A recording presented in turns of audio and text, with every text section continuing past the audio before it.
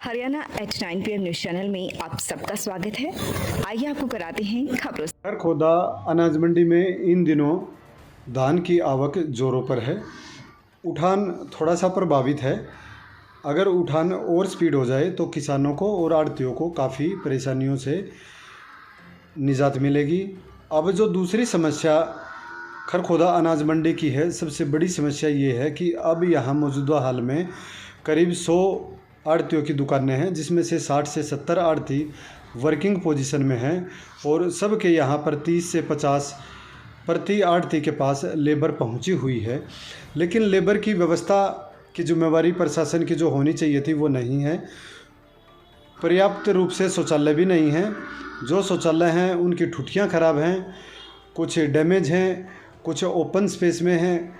इस तरह की अव्यवस्था का माहौल है, जबकि करीब 1500 से 2000 की लेबर का शौचालय में जाना मुश्किल हो रहा है। वो आसपास के खेतों में खुले में पहुंच रहे हैं, जिससे ओडीएफ की समस्या फिर से सामने आ रही है। ओडीएफ जो योजना थी वो भी यहाँ फेल होती नज़र आई है। किसान और लेबर के रोज़ाना झगड़े हो रहे हैं। यही कारण है कि जो लेबर है अब वो उसे काफ़ी दिक्कतें आ रही हैं, लेकिन प्रशासन का इस तरफ कोई ध्यान नहीं है। प्रशासन को चाहिए कि जल्द इसकी व्यवस्था कराई जाए। को लेकर क्या कुछ कहना चाहेंगे लोग? एक तो सरकार स्वच्छता अभियान के तहत बड़े बड़े प्रोग्राम दिखाती है। यहाँ मंडी का एक शौचालय का आलम देखो, बहुत ही बदबू मारती है, नजर का निकला नहीं जाता। 2 शौचालय हैं छोटे छोटे। यहाँ करीबन मेरा मानना है 2 से 2000 के करीब मजदूर हैं, जो बेचारे बाहर खेतों में शौच करने के लिए जाते हैं। उनको किसान भी मारता है और भी कोई धमकाता है, ये रोकते आते हैं। एक सुलभ शौचालय बना हुआ है, सरकार पिछले 2-3 साल से बना हुआ है, उसकी तरफ भी ये केयर नहीं करने चाहते। सुलभ शौचालय को चालू करवा दे। मैंने ये भी कह लिया प्रशासन को, सेक्रेटरी को, अभी जो शौचालय में जो आदमी रहेगा, ये जो मजदूर शौच करने के लिए वहाँ जाएंगे, उसका पैसा मंडी वहन कर लेगी। कम से कम ये मजदूर तो बेचारे परेशान ना हो, इसकी तरफ सरकार का कोई ध्यान नहीं है। में पिस्तौल के बल पर यूनिक ज्वेलर्स में घुसकर लूटपाट का मामला सामने आया है। गोहाना सोनीपत गोहाना मार्ग पर स्थित यूनिक ज्वेलर्स की दुकान में दिन दहाड़े करीब 1:15 बजे बाइक पर सवार 2 युवक आए और एक के हाथ में देसी पिस्तौल था। उन्होंने जो मालिक है ज्वेलर्स शोरूम का, उसको बट मारकर घायल किया और वहाँ से सोने चांदी के आभूषण लिए और नकदी ली और फरार हो गए। बताया जाता है कि जो एक सोने की अंगूठी, एक हीरो का हार और कुछ चांदी के आभूषण, वे जो गले में जितना भी सामान रखा था, जितने भी पैसे रखे थे, वो सब लूटे गए हैं। पुलिस ने मामला दर्ज कर लिया है। सीसीटीवी फुटेज में लूट की पूरी वारदात कैद है, जो कि वायरल हो रही है। इन दिनों किसानों को डीएपी खाद के लिए परेशान होना पड़ रहा है। किसान गेहूं की बिजाई को ध्यान में रखते हुए डीएपी खाद का जुगाड़ करने में जुटे हुए हैं, लेकिन जो बीज विक्रेता हैं वो ये कह रहे हैं कि अभी रैक नहीं लगा है। रैक मतलब सोनीपत ट्रेन में अभी खाद नहीं आया है और खरखोदा खाद नहीं पहुंचा है, इसलिए डीएपी खाद देने में वे असमर्थता जता रहे हैं। उधर कुछ किसानों का कहना है कि जो बीज विक्रेता हैं उनके पास अवैध रूप से स्टॉक है, लेकिन वो जानबूझकर नहीं दे रहे। जबकि जो कृषि विभाग के अधिकारी हैं उनका भी कहना है कि रैक अभी नहीं लगा है।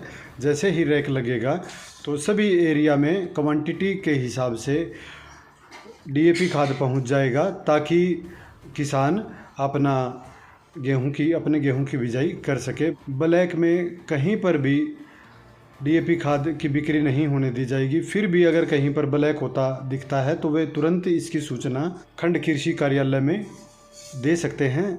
ऐसे अवैध रूप से स्टॉक रखने वालों का लाइसेंस रद्द कर दिया जाएगा, उनके खिलाफ कानूनी कार्रवाई की जाएगी।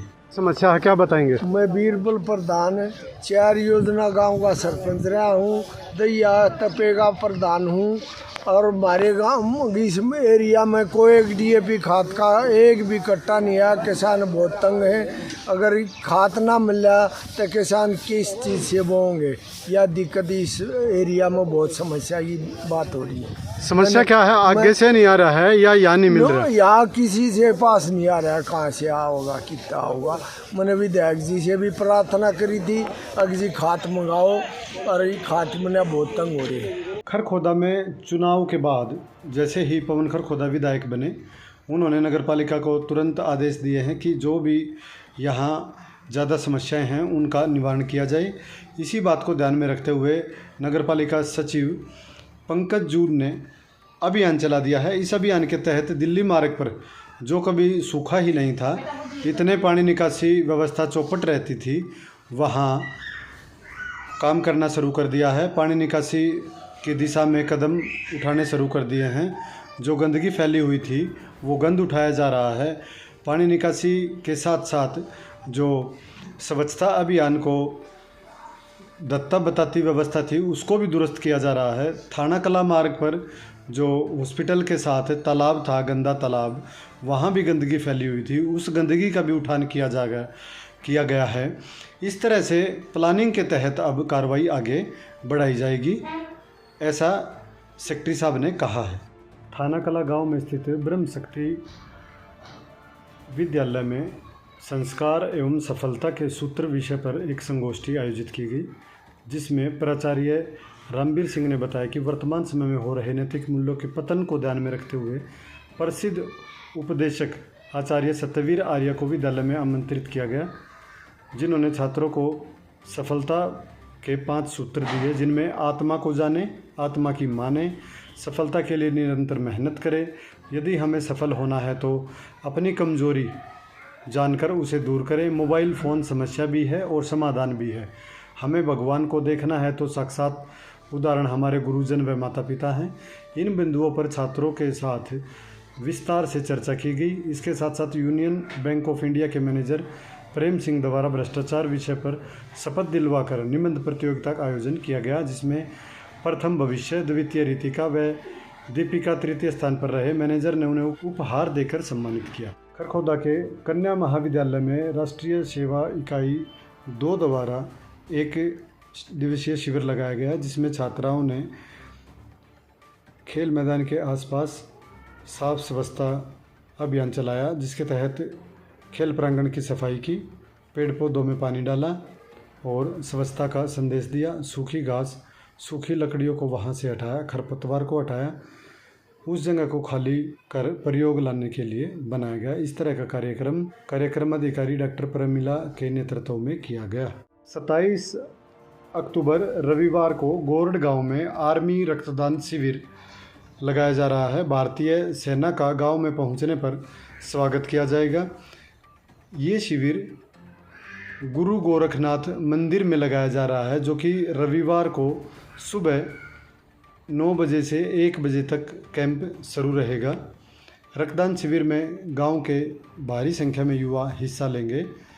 AFCT Delhi cantt army hospital द्वारा यह आयोजन किया गया है। ट्यूलिप हॉस्पिटल सोनीपत के पास क्यूब डायग्नोस्टिक सेंटर में आधुनिक 3D 4D मशीनों से ultrasound, colour Doppler, CT scan, MRI, mammography रियायती मूल्यों में करा सकते हैं। आधुनिक मशीनों से जांच करने के लिए संपर्क करें क्यूब डायग्नोस्टिक सेंटर सोनीपत। लगातार खबरों से बनी रहने के लिए चैनल को लाइक, सब्सक्राइब और शेयर जरूर करें। धन्यवाद।